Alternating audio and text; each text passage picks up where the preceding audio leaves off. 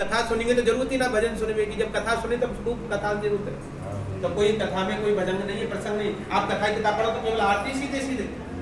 तो ऋषि ने जो कथा को सुने थे मैं सुनाने वाला था, बोले और सुनाता हूँ। बोले ध्यान से सुनिए।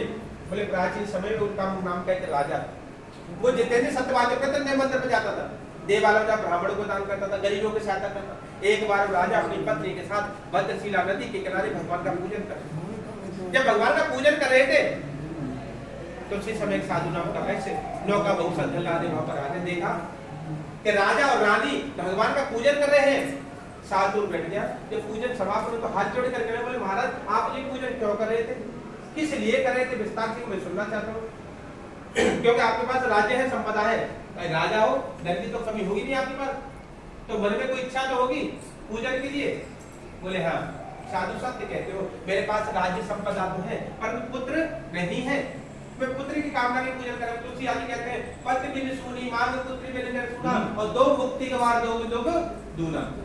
स्त्री और कितनी भी दौलत हो, पति हो तो श्रृंगार नहीं होता, और घर कितना बड़ा भी हो, खेलने वाला घर बच्चा तो घर में कल चढ़ा चुमाई। आपने देखी छोटे बच्चे होते घर में, और एक हफ्ता के नानी के घर चले जाए तो अम्मा की घर की घड़ी स्लो हो जाती। बोले आज टीवी देख ली, खानो खा ले, सो ले, कमर दर्द कर लेकिन 5 ना बजे कल लल्लू पर सेंटर वायो गरीब नहीं है, और घर में तो यार सोन दो ना पूरे दिन उदम करते हो, तो जाए पलट जाए खा जाए फेंक ऐसी करते हो।